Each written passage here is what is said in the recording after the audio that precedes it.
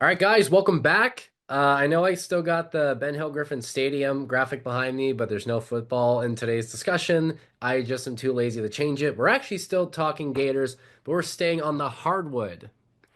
Basketball. A game after suffering their first loss of the season in a shootout against Kentucky, they go in, absolutely demolish rival Tennessee, number one in the country, undefeated, the only undefeated team left heading into the game. But now, no more undefeated teams remain standing because the Gators went in there 73 to 48. We're looking at one of the biggest beatdowns in college basketball history. I swear, it's this background. But we're looking at actually a pretty historic win here. We are. And I mean, let's look at Todd Golden's tenure, right? His third season in as head coach of the Florida Gators. And when he's been at home against the Tennessee Volunteers, he has had his way against that team. We talk about Florida Tennessee more rivalry like on the gridiron, which you have behind you. But when it comes to college basketball, Tennessee's got a standard up there, especially on the women's side of basketball. Pat Summitt, Yeah. the legacy that she left on that side of it. But the men's team has never been a slouch. Rick Barnes does a great job getting that squad ready to go, and they were the number one team coming in for a reason. Now, we can debate all day until we're blue in the face whether they not they should have been the number one overall team, but something was to be said about them being the last team standing that was undefeated. And in the SEC, you're going to have a grueling schedule. So going on the road, Florida saw that firsthand against Kentucky at Rupp Arena. Kentucky went on the road just recently and lost to Georgia. So you have these home court advantages. They're now being taken by storm. And so you talk about the SEC home field advantage in college football, but you now can see it in college basketball. Home courts matter. And here's why I can back that up because Todd Golden in his first 3 years, Tennessee Volunteers. His first year as Florida Gator head coach against the Vols at home. The Vols were the number 6 team in the country. Florida won that game 75 to 49. It was not even close. His second year, Tennessee comes back into the O Dome again as the number 2 team in the country. Florida wins that game 67 to 54, a 13-point game. Again, not very close. And then now they're coming in this year as the number 1 team in the country, and Florida beats them by 30 points. Tennessee made 12 shots total the whole game. This game, Harrison, to me, the polar opposite of what you saw in the Kentucky game. That was an offensive shootout. Kentucky shot nearly 60% from the field, nearly 50% from the 3-point line. They had a guard off the bench, Kobe Brea, who shot 7 of 9 from 3-point range. Tennessee comes in as a defense first team, giving up about 55 points per game.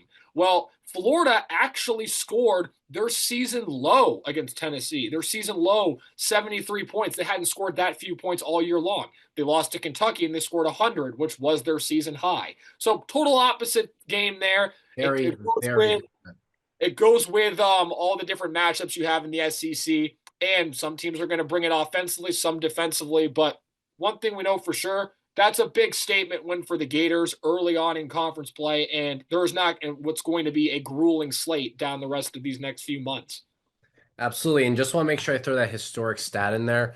The 73-43 win over number one Tennessee, according to the Associated Press, is the most lopsided win versus a number one ranked team since UCLA beat Houston 111 to 69 in 1968 in the Final Four. I don't know if those are the Lou Alcindor years, They but are. They are. oh, they are? Okay. Yes, very, very good I just teams. wasn't sure if I was like a little bit after.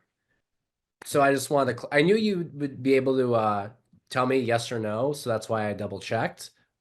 But like that's how you know it's a pretty good accomplishment. Even if it's not to the same offensive beating per se. But look, you'll go up against a strong defensive team, you put up almost 20 more points than they give up on average. And even if a lot of the fact that they scored 43 points was self-inflicted wounds, I think at one point they were like 1 for 24 from 3. But there's also some good defense too. Alex Condon pretty much controlled the rebound game.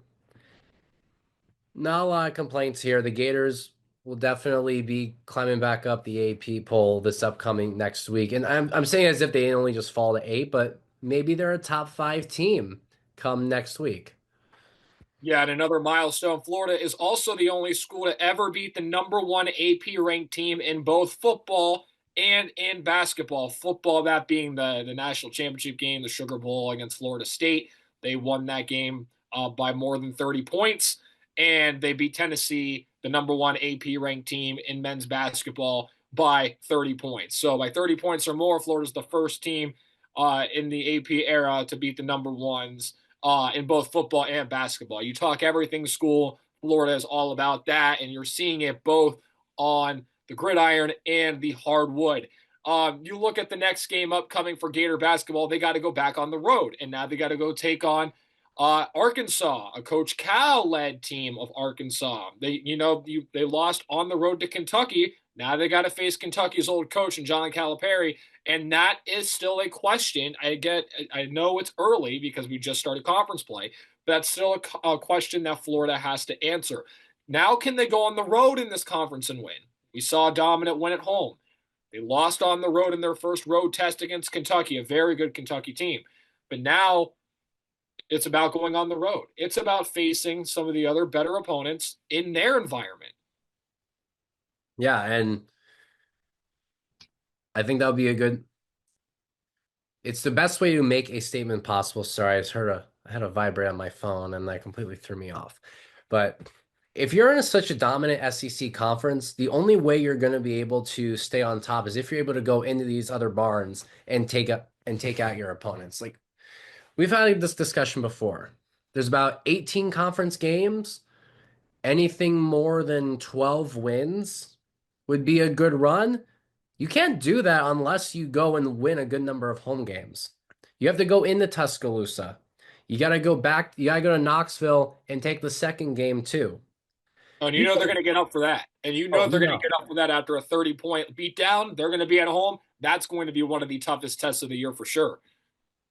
Yeah, and I'm just And another one that you can bring up, and I think it's going to be their toughest test of the entire season, regular season wise, that being, they have to go on the road to Auburn to take on that'll be a big one. Auburn's who I number think, two in the country.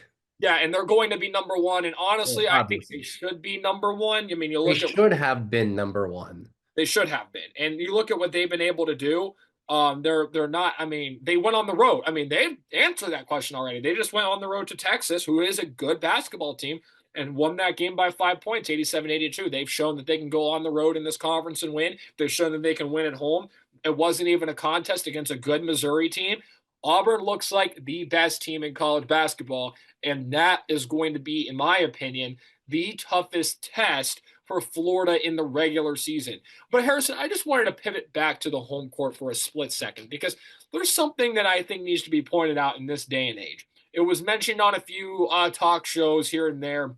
They were giving predictions and they were talking about who was going to win between Florida and Tennessee.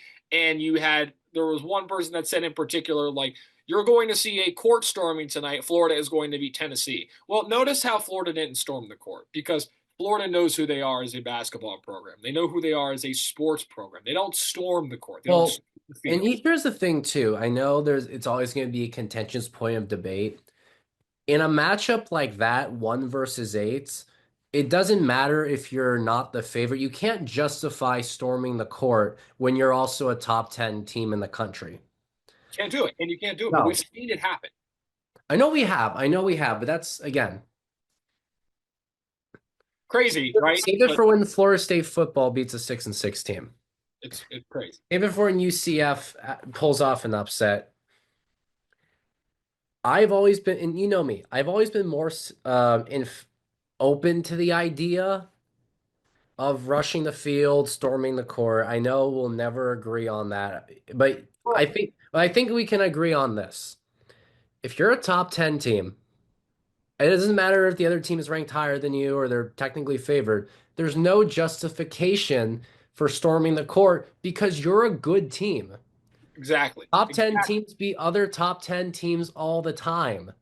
Right. And I think you and I actually may align more with it than we think because my stance overall on the whole thing is, listen, if you are a team that's like, you know, Appalachian State, or whatever, or you're one of these cupcake teams or one of these small programs that doesn't have a history of winning, and you go in and you pull off the impossible.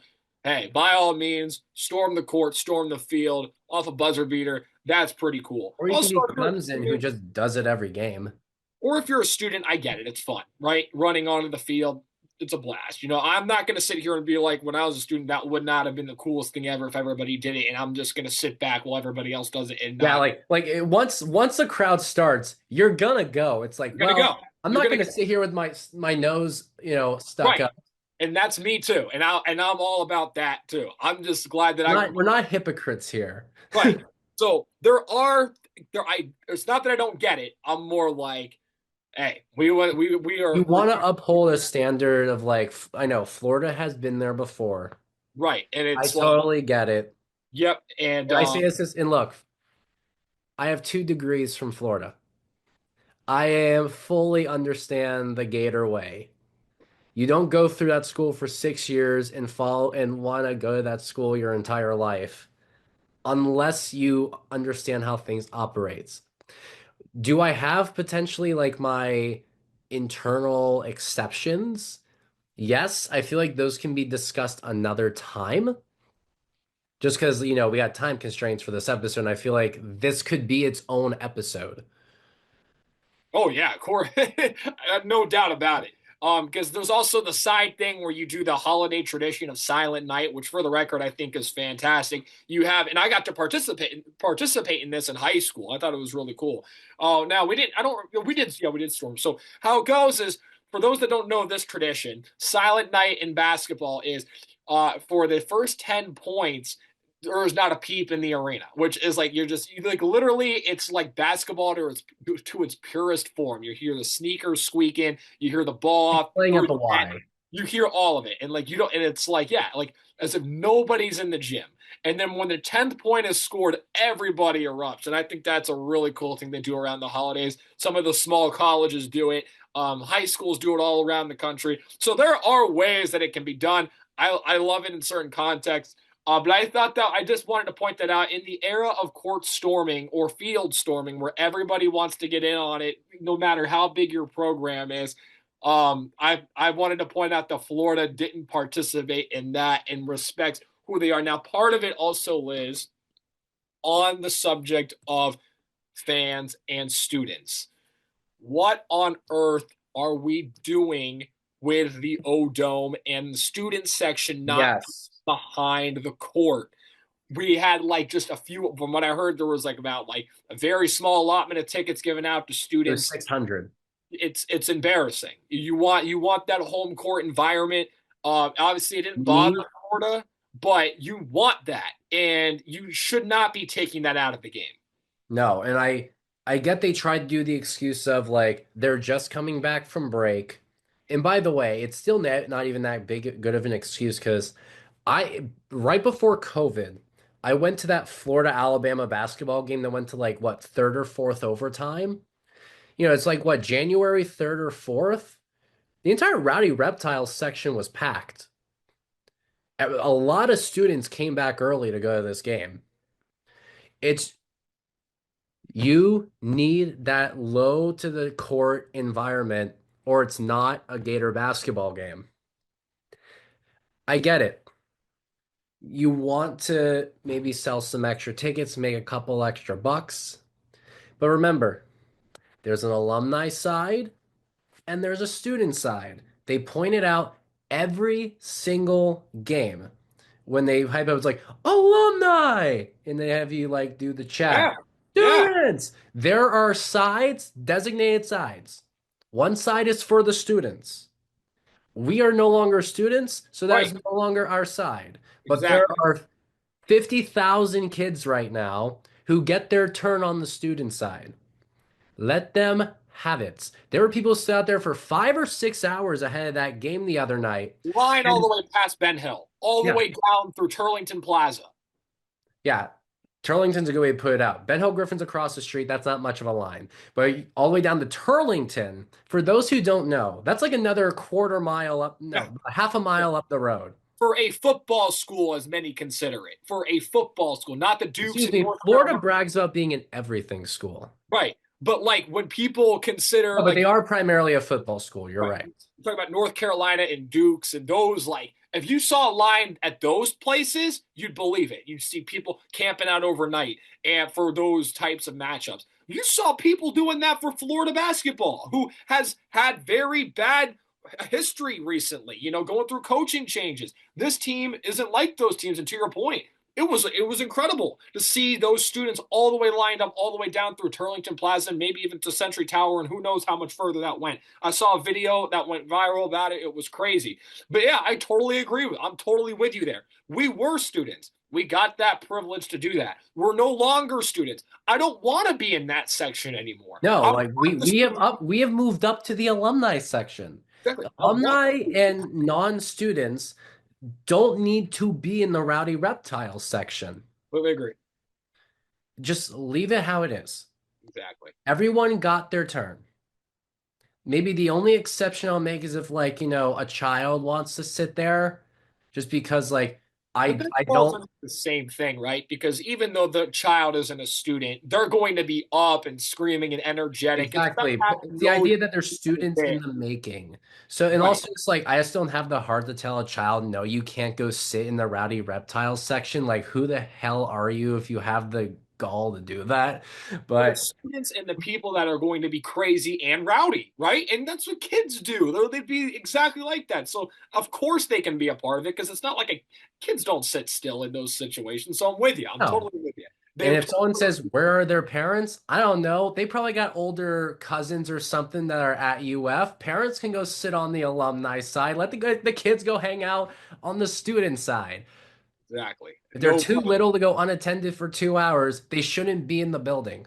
No question about it. Well, that's our event on fans and court storming and seating and ultimately Gator success out of the gate. Again, a lot of excitement from this offseason, at least from me. I was very excited to see what this team would be capable of. I am very proud to say that I'm very proud to see what this team has been able to do early on in the season, the wins that they've been able to pick up, and see how they continue to do now that they're in the gauntlet that is the SEC in basketball. But there are other teams playing for the big stakes as well, and that being the Tampa Bay Buccaneers having a home playoff game. Look at that. You went from Ben Hill to Ray J in I the needed to matter do of some kind of relevant background for this episode. milliseconds. I need your form of transportation. That's incredible. I definitely need that. I'd I be just all shot down 75 so fast. how isn't it? I mean, how did Like you get through Sonic all the that Hedgehog quick? couldn't get there that quickly. Well, I guess you avoided I-4, so I guess that works. So I Yeah, guess well, how do you even go from Gainesville to Tampa by taking I-4? That's just going in a giant circle around the states. that explains why you got there so quickly. Not Bucks that 75 is like the smoothest, but unlike I-4, like it's better for sure. I-4 is demolition derby. At least 75 is a half decent highway. half emphasis on the half, no question about it. Tampa Bay at home, the number 3 seed. They jumped from going into the last week of the regular season being at the 8th spot all the way to number 3. That's how tight the NFC was. The Rams losing, the Bucks winning. They get the tiebreaker over the Rams to get that matchup, and now they match up against the Washington Commanders. I believe Harrison, the last time the Bucks faced the Commanders, that they were in the playoffs, it was the football team, and it was 2020 en route to their second Super Bowl title. Now they're at home. This time, instead of going on the road to Washington, they're at home this time, and you know again, another 10-win season, back in the playoffs, the fourth year in a row the Bucks have won the division, and the fifth straight year they've been in the postseason. That's the longest streak for an NFC team, a longest active streak Might for be an. the longest for the Bucks, period. It is a new standard in Tampa Bay. Harrison has the Buccaneers standard. That being before they have always been sorry. They've had the worst winning percentage in the four major sports. Has the standard now officially been elevated? I think absolutely.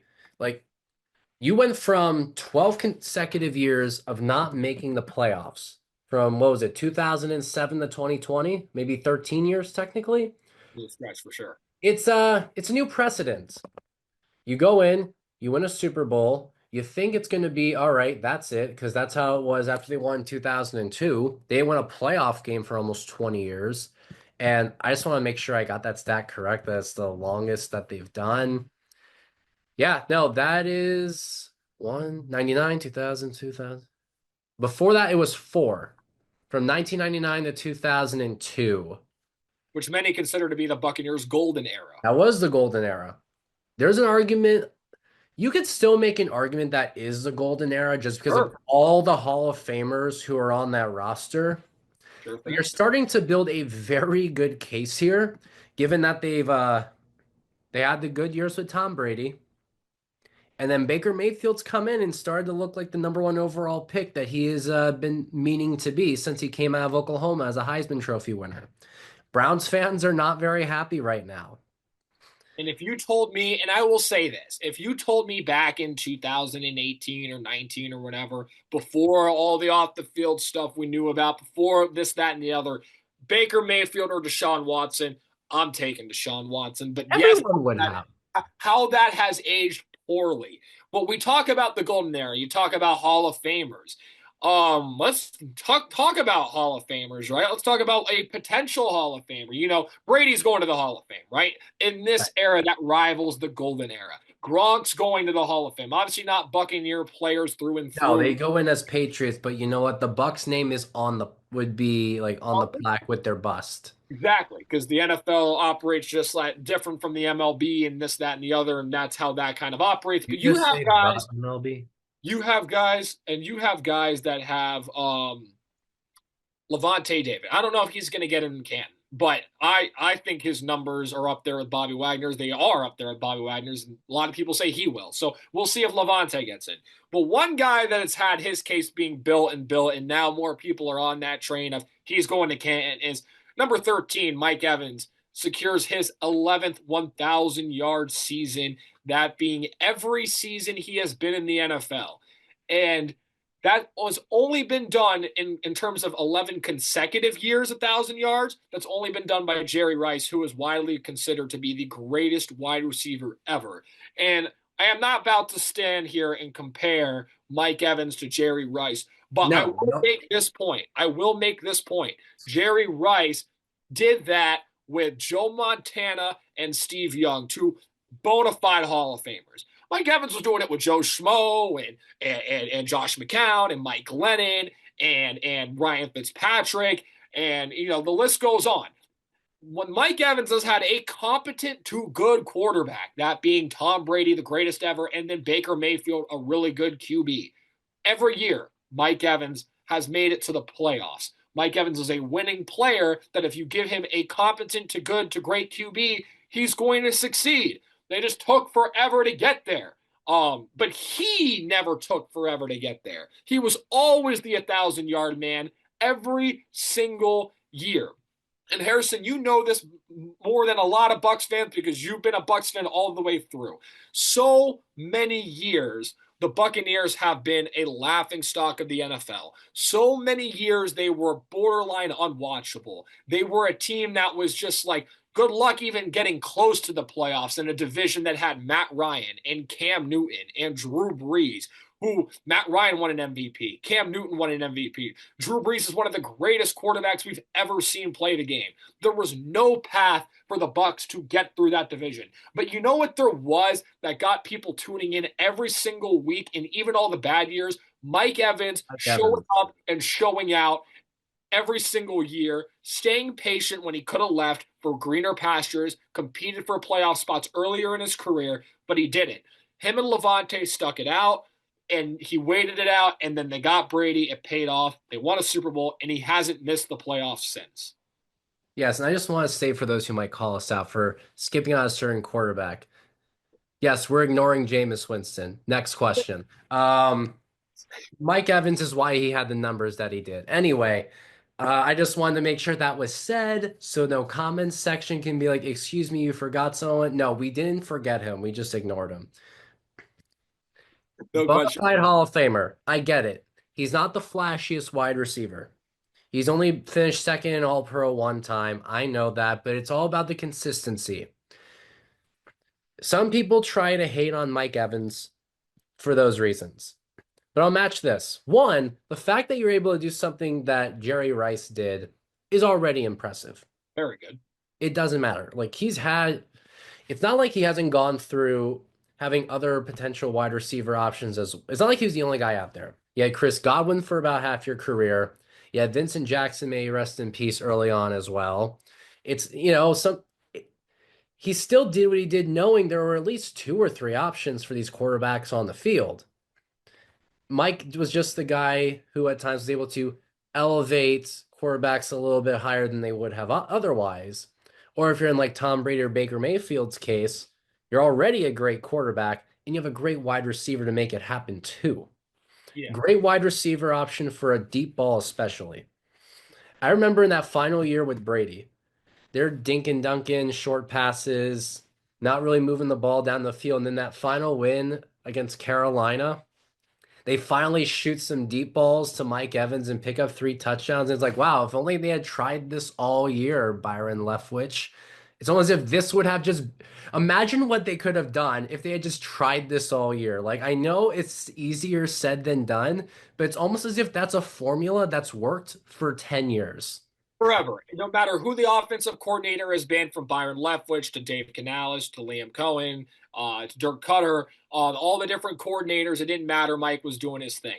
But I also we've talked about Mike Evans' career. We've talked about the impact he's had on the field for the Buccaneers. I want to actually put this in a little bit more of a perspective just by breaking down that one play that he did it on. So I want to preface by saying this, and not many people are going to remember this because it was an obscure play, and I'm not talking about the Mike Evans play that got him to 1,000 yards. No, I'm we're not talking talking about when they could have taken a knee instead. We're talking about something about. else.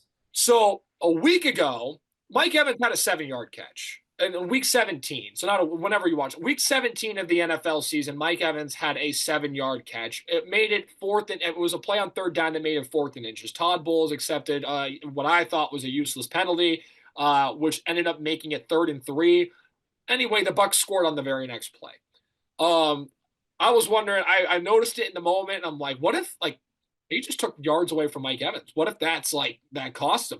And This after dude, by the way, was blowing up my phone over it. I just want to point that out. yeah, I was like, I'm like, what is, and so when Bucky Irving scores the touchdown, obviously there's no shame in that. You're trying to do what you got to do to win. Winning comes first. There is no question about that. You want to make the playoffs. You want to lock that in.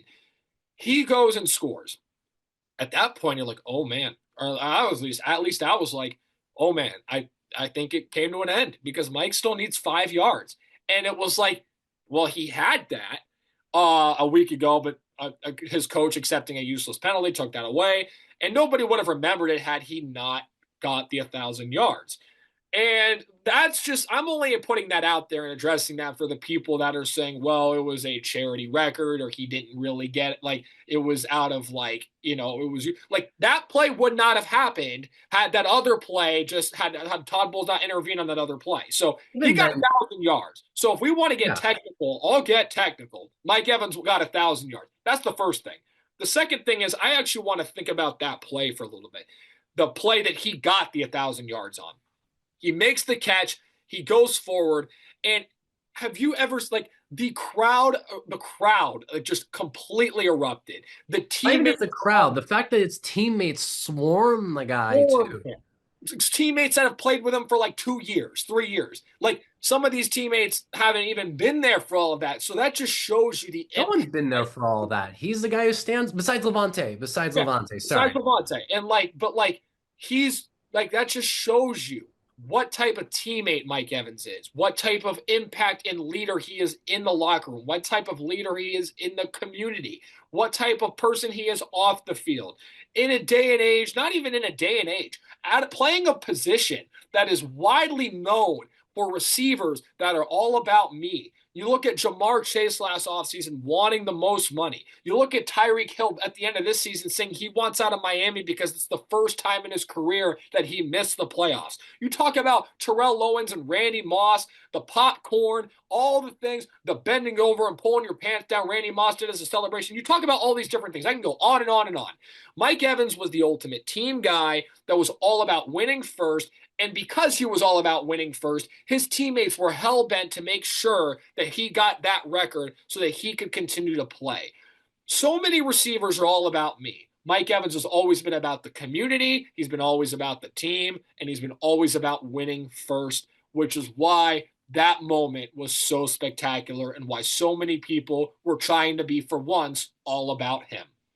Absolutely. And I just gotta say too, just the fact that this man has not won Walter Payton Man of the Year yet, that needs to happen. Crazy. He needs the chance to have that on his jersey for at least a season or two for what he's done off the field.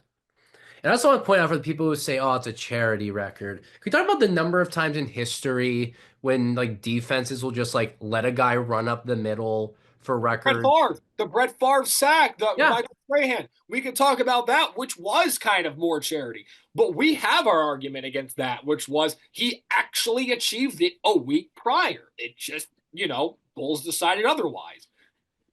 yeah, like in theory, okay, we get that. He should have already had it, Right. but I'm just going for the fact that like in the reality is like he didn't have the record, but He got that's the idea of like, okay, and your point. What yeah, is your point? exactly. These charity records happen more more times in NFL history than you think. It only matters because it's Mike Evans. Yeah, it's like, and I think it was like that, and I will say, I think it's like that for other ones too. But I do think, like, listen, at the end of the day, he got the 1,000 yards, right? So if anybody does want to go technical with it, if anyone wants to get technical, that's just the response that I have. Well, it's like, well, Yeah, that would technically he has 1,000 yards. like he has 1,000 yards. So if you want to get technically in Well, how he got it, 1,004. we can get technical in how he didn't get it. You know what I mean, right? So it's like we can play the technical game all day there, but at the end of the day, he got it done. So let's talk about he has 1,004 yards in 14 games. 14 games, That's his 13 really in a that's quarter. his second fewest. I had to double check. He had in 13 games one year early on.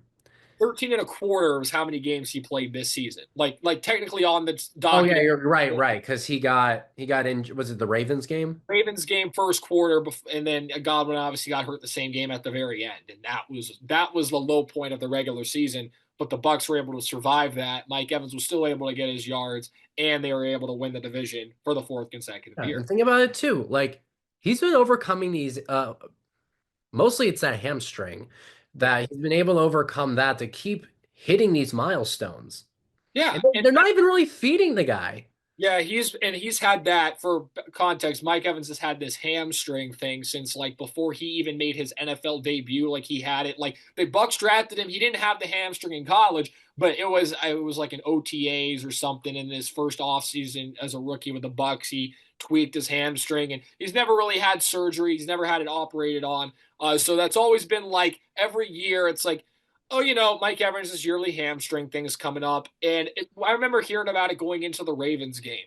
And it was like, oh, Mike Evans' hamstring's coming up again. And it was like, yeah, well, that's an every year thing with Mike Evans. He always has it, but he always still does the same thing every year. I'm not too concerned. Harrison, when he went down in that Ravens game, I thought he tore the hamstring. I thought it was over. Yeah, I see, thought we thought it was like Godwin where he wasn't coming back. and Godwin, when he went down, I actually didn't think his was a season ending. When I first saw the hit, when he was still down afterwards, then it looked worse. But when I first saw the hit, I'm like, oh, he's.